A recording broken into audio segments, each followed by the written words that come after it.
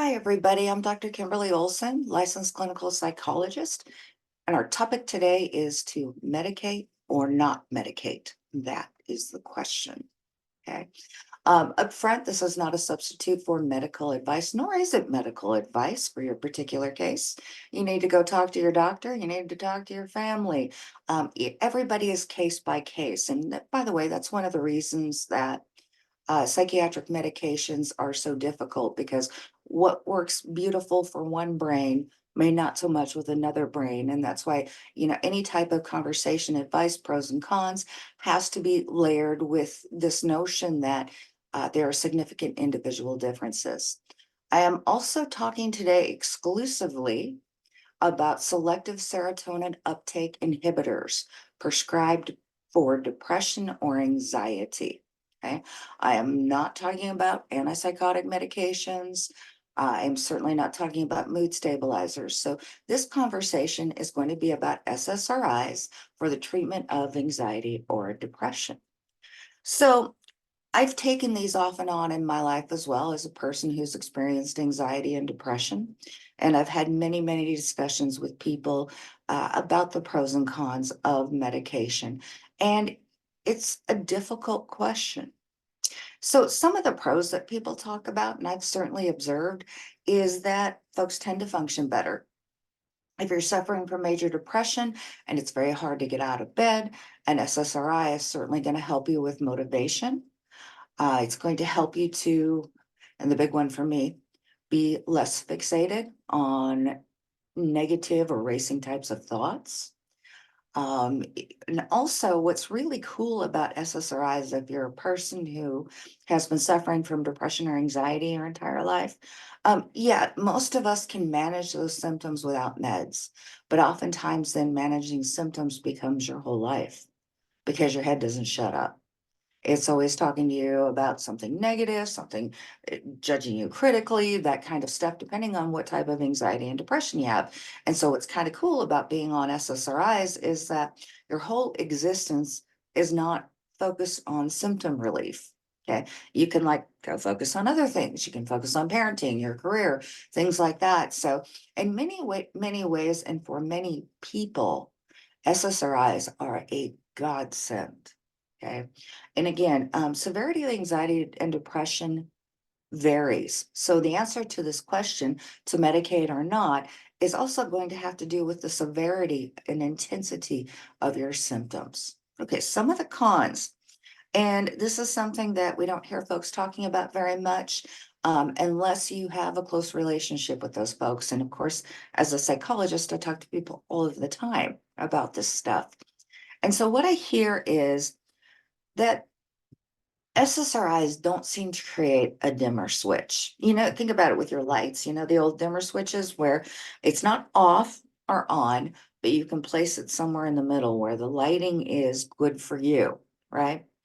Well, folks report to me that take SSRIs for a long time that, well, a lot of their negative thoughts and their negative emotions have decreased. They're not able to feel their positive thoughts the same way. In fact, there's sometimes a sense of being detached.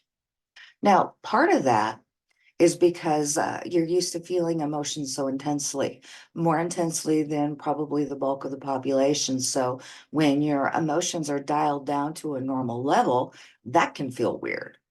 But there's something more to this as well. A significant portion of people report issues with sex drive. Okay. And of course, when we start thinking about a positive emotion, a few things more positive than that one, right? And yet your sex drive seems to be all but obliterated for many people when they take SSRIs. But of course, because you're on an SSRI, that's not going to bother you that much because, again, the medication is helping to sort of level out your cognitions where you're not experiencing such negative thoughts as much. So it may not bother you as much. I also hear a lot about weight gain. Okay. And so that's not true, of course, for all medications, especially your sort of atypical antidepressants like Wellbutrin. We don't see that as much. But It certainly seems to be a factor for a lot of people. And so, what folks will sometimes do, especially if they've been taking SSRIs for a long time, is stop taking them. And i- here's a little secret: you're not really off them usually for several months. Okay. SSRIs have a very long half life. I think it's longer than even the manufacturer suggests. Okay. And so, for 2 months, you might feel just fine. Okay. Or maybe you're just enjoying the perks of being off of an SSRI, such as you have a libido again. Okay. Or maybe you see a commercial that's touching or moving and you cry again, where that part of your personality had been pretty much shut down. It isn't that you weren't touched or moved, you just weren't super emotional like you were before. And so people will be off them for 2 to 3 months and then it'll hit. Okay. And it's usually gradual. It's not um, boom, it's more gradual. And then all of a sudden you remember how come you were taking those medications before. And the consequences, I mean, there's potential medical consequences for getting off of SSRIs abruptly, especially if you've been taking them for years. That again is why if you decide to go on this journey, you got to talk to your psychiatrist. Okay. You have the right and you have self-determination to take meds or not take medications. But if you're going to get off them, let's do it the right way. So, what do you observe when you get off medications after you've taken them for a long period of time? You might see again the emergence of positive emotions, positive feelings, but surprise, those racing thoughts are back, or those negative thoughts are back, or those things that plagued you before are back. So if you're going to go the no medication route, make sure that you got a lot of tools in your toolbox to manage those feelings because they're coming back, because that's part of you and what makes you you. So you want to brush up on cognitive diffusion activities, things like that, your relationship with God, if that's a center part of your life, which I hope it is. But you're going to need a lot of coping skills. You're also going to need connections to people because again, you're going to be experiencing emotions on a much more intense level than you're used to. So you're going to need those people to connect with. And the first couple of weeks, it might feel incredibly overwhelming. Remember, your lights have been off for quite some time. So now that you've turned on the lights, holy moly, all this stuff, right? And before you started taking meds, you had some other coping skills you were using. They just, for whatever reason, weren't enough in that time in your life. And again, this isn't an anti-med slam, not at all. Okay. What it is encouragement of self-determination for each and every one of you. Okay. There might be times in your life where you have other things going on.